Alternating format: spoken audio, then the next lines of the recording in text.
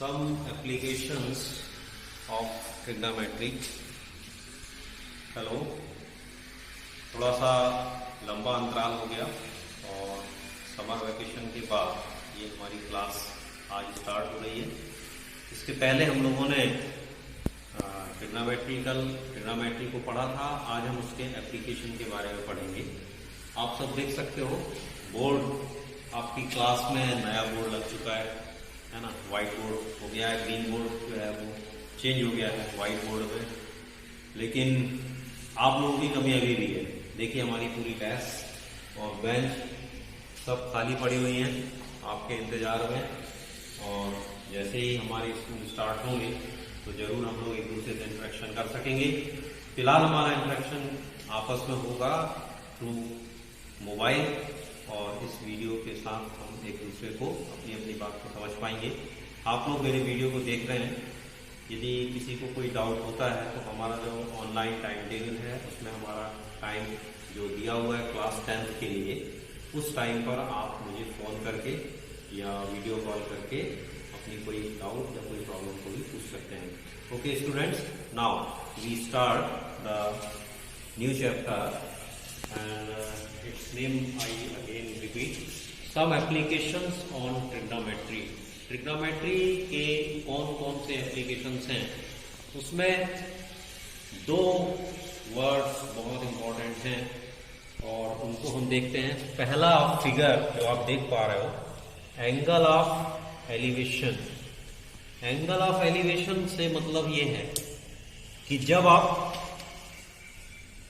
Ground पे यानी नीचे जमीन पे खड़े हैं और आपका व्यू ऊपर की ओर है, ऊपर की ओर आप देख रहे हैं, ग्राउंड से खड़े होकर जब ऊपर की ओर देख रहे हैं तो ग्राउंड के साथ जो आप एंगल को ड्रॉ करते हो, ये देखिए ये एंगल बना हुआ है, दैट एंगल इज थीटा। ये थीटा को हम एंगल ऑफ एलिवेशन कहते हैं। तो एंगल ऑफ एलिवेशन क्या हुआ? एंगल ऑफ एलिवेशन वो हुआ कि जब आप कहाँ पर खड़े हैं, ग्राउंड पे खड़े हैं, या बहुत सिंपल बात में बोल सके तो क्या बोल सकते हैं कि आप नीचे से ऊपर देख रहे हो। जब आप नीचे से ऊपर देखोगे, मेरी बात को आप ध्यान से समझिएगा, आई अंडरलाइन है। जब आप नीचे से ऊपर की ओर देखते हैं तो जो एंगल ड्रॉ होता है उसको हम कहते हैं एंगल ऑफ एलिवेशन। और अगर आप ऊपर हैं और आप नीचे देख रहे हैं, जैसे कि बिल्डिंग है, कोई छत है, कोई फ्लोर है, 3rd फ्लोर 4th फ्लोर पे आप नीचे जब जमीन में देख रहे हैं तो वहां पर आपको क्या होगा, जब आप ऊपर से नीचे की ओर देखेंगे, ये देखिए ये मैंने आई बना रखी है, तो ये आई है, और यहां से आप नीचे ग्राउंड पर पॉइंट ए से जब आप पॉइंट बी की ओर देखते हैं तो इससे जो एंगल बनता है उस एंगल को हम एंगल ऑफ डिप्रेशन कहते हैं। तो एंगल ऑफ डिप्रेशन के लिए क्या हुआ, जहां पर आप खड़े हैं वहां से आप एक हॉरिजॉन्टल लाइन इस तरह की ड्रॉ कर लीजिए। इस हॉरिजॉन्टल लाइन और जहां पर आपने देखा हुआ है, जिस पॉइंट पर आप देख रहे हैं, उसके बीच का जो एंगल बनता है उस एंगल को हम क्या बोलते हैं, एंगल ऑफ डिप्रेशन बोलते हैं। तो there are two terms, first is angle of elevation and second is angle of depression. इसको हम लोग और बेहतर समझ पाएंगे एग्जाम्पल से। फिलहाल हम एक बात समझ लेते हैं। एंगल ऑफ एलिवेशन जब आप बनाते हो तो क्या करते हो, आप नीचे से ऊपर देखते हो, आप ग्राउंड पे हो और आप ऊपर फ्लोर पे या आसमान पे कहीं कोई चीज को देख रहे हो। एंगल ऑफ डिप्रेशन में क्या हो रहा है, एंगल ऑफ डिप्रेशन में आप क्या कर रहे हो, आप ऊपर हो और ऊपर से आप नीचे ग्राउंड पे कोई चीज को देख रहे हो। तो ये एकदम क्लियर है कि एंगल ऑफ एलिवेशन में आप नीचे से ऊपर देखते हो, एंगल ऑफ डिप्रेशन में आप ऊपर से नीचे देखते हो। अब इसका हम यूज किस तरह से करेंगे, इसके लिए हमने दो एग्जाम्पल सिलेक्ट किए हैं। काफी पॉपुलर एग्जाम्पल है, सीबीएसई एग्जाम में भी कई बार पूछे गए हैं। तो एक्सरसाइज 9.1 अगर आप देखेंगे तो उसका पहला ही क्वेश्चन है, a circus artist is climbing a 20 metre long rope which is tightly stressed and tied from the top of the vertical pole to the ground. Find the height of the pole if the angle made by the rope with the ground level is 30 degree. Okay. तो एक artist है, उस artist ने क्या किया हुआ है, एक 20 मीटर लंबी एक रोप है तो 20 मीटर लंबी रोप ये देखिए यहाँ पर लगी हुई है। ये यहाँ पर ये पहला पॉइंट है और ये दूसरा पॉइंट है। इस पॉइंट पर 20 मीटर का रोप लगा हुआ है और इस 20 मीटर रोप की क्या खास बात है, that rope is stretched and tight, एकदम टाइट है और स्ट्रेच्ड है, मतलब एक वर्टिकल, एक सीधा सीधा एक स्ट्रेट लाइन को ये ड्रॉ कर रहा है। अभी हमको इस 20 मीटर रोप के साथ जब ये ग्राउंड पर रोप लगा हुआ है तो इस पर इसने कितने डिग्री का एंगल बनाया है, तो दैट एंगल इज 30 डिग्री। तो अभी आपको यहाँ बताना है, आपको बताना है कि ये जो कोन है उसका हाइट कितना हो सकता है। ओके, तो जब आप इस पोल को ग्राउंड से लगाएंगे तो जरूर एक 90 डिग्री का एंगल बनेगा। ये हमेशा होता है जब हम किसी पोल को या किसी बिल्डिंग को या किसी ट्री को, किसी को भी अगर हम ग्राउंड से देखेंगे तो ग्राउंड के बीच में, उनके बीच में कितने डिग्री का कोण बनेगा, 90 डिग्री का कोण बनेगा। तो जाहिर बात है कि राइट एंगल ट्रायंगल हो गया, और जैसे ही राइट एंगल ट्रायंगल हुआ तो हमको ये भी समझ में आ गया होगा कि अभी हमको यहाँ पर क्या करना है, ट्रिग्नोमेट्री यूज करनी है। ओके, तो 30 डिग्री का तो एंगल ये है। जब 30 डिग्री का एंगल मिल गया है तो क्या आप एंगल मिल जाने के बाद ये बता सकते हैं कि कौन सी साइड परपेंडिकुलर है, कौन सी साइड हाइपोटेनियस है और कौन सी साइड बेस है? तो जाहिर बात है कि ये एंगल बना हुआ है, इस एंगल के सामने वाली ये जो साइड है, ये साइड क्या बनेगी, ये साइड बनेगी परपेंडिकुलर साइड। जिस पर ये एंगल बना हुआ है ये साइड क्या बनेगी, ये साइड बनेगी बेस। ये साइड क्या बनेगी, बेस बनेगी। और रोप जो इस तरह से लगी हुई है पोल से लेकर के ग्राउंड के बीच में, ये रोप हमारी क्या बनेगी, हाइपोटेन्यूस बनेगी। ओके, अभी यहां पर हमको पोल की अगर हाइट निकालना है तो परपेंडिकुलर और ये जो बेस बना हुआ है ये, और यहां पर जो हाइपोटेनियस है जिसकी लेंथ दी हुई है 20 मीटर, तो अगर हम पोल और हाइपोटेनस के बीच में कोई रिलेशन निकालने की कोशिश करें, दैट मीन्स परपेंडिकुलर और हाइपोटेनियस, याद है आपको पंडित बद्री प्रसाद हर हर बोले, तो वहां पर आप देखेंगे कि साइन 30 जो है वो क्या हो जाएगा, perpendicular divide by hypotenuse. That means अगर हमने पोल की लेंथ को x पुट किया हुआ है तो x divided by length of rope, that is 20। So sin 30 is equal to x by 20. That means sin 30 की वैल्यू क्या है, टेबल में याद है सबको, याद कीजिए टेबल, आप इतने दिनों में भूल तो नहीं गए? ओके, कोई नहीं भूला है। So sin 30 की वैल्यू क्या है, yes 1/2। So 1/2 is equal to x by 20। अभी हम अगर इसको क्रॉस मल्टीप्लीकेशन करेंगे तो क्या होगा, क्रॉस मल्टीप्लीकेशन करेंगे तो 2 multiplied by x, 20 multiplied by 1, that is 20 is equal to 2x। So what about x?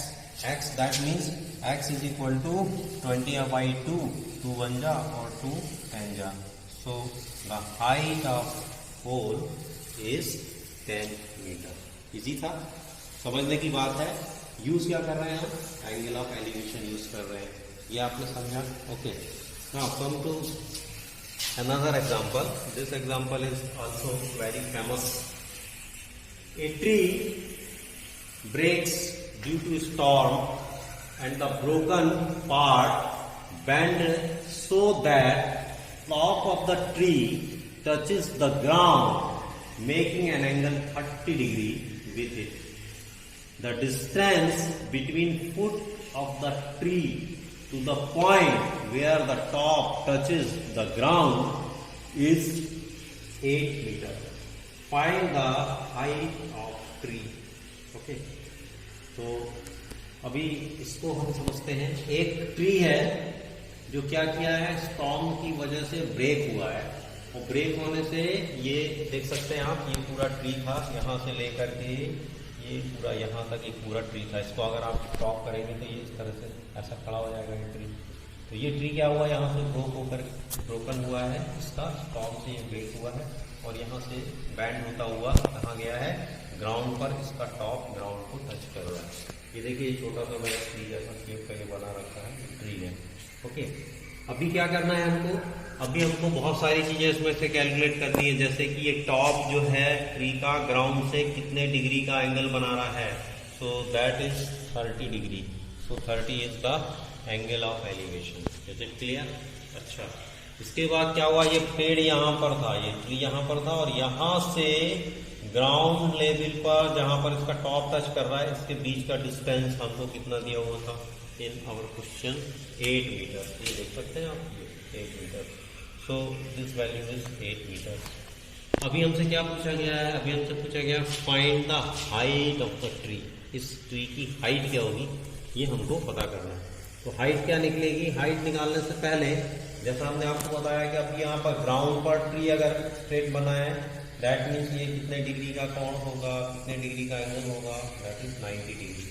जैसे ही 90 डिग्री हुआ तो क्या बन गया, ये बन गया राइट एंगल ट्रायंगल. तो राइट एंगल ट्रायंगल में अभी आप देख सकते हैं, इस राइट एंगल ट्रायंगल में एंगल कहाँ पर है, एंगल ये है 30. तो अभी जब हम आपसे पूछते हैं कि बेस हाइपोटेनियस और परपेंडिकुलर बताओ, तो आपको हमने बताया था कि आपको क्या पूछना है, आपको ये पूछना है कि एंगल कहाँ है. तो हमने आपको एंगल बता दिया है कि angle is here.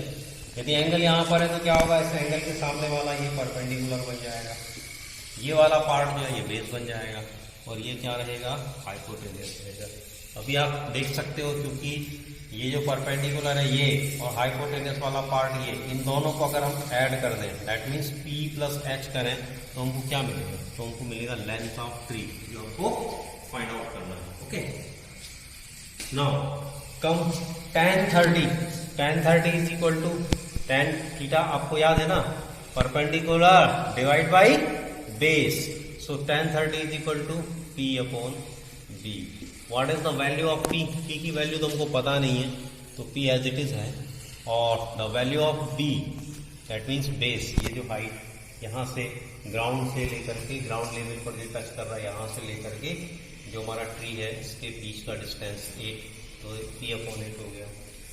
What is the value of tan 30 value, जाहिर बात है आप टेबल तो नहीं देख रहे होंगे मगर आपको ध्यान होगा. What is the value of tan 30, the value of tan 30 is, yes you are right, 1 upon root 3. So 1 upon root 3 is equal to P by 8. By the help of cross multiplication we can find that 8 is equal to P multiplied by root 3. That means P is equal to 8 upon root 3. This is the first equation. Okay, again cos 30 is equal to base upon height. अभी हमने क्या किया, base upon hypotenuse. Base upon hypotenuse क्यों ले रहे हैं, क्योंकि हमको बेस की वैल्यू दी है और हाइपोटेनियस हमको फाइंड आउट करना है. हमको दो चीजें फाइंड आउट करनी थी, एक क्या फाइंड आउट करना था, परपेंडिकुलर दैट इज P, जो हमने कैसे फाइंड आउट किया, by the help of tan 30.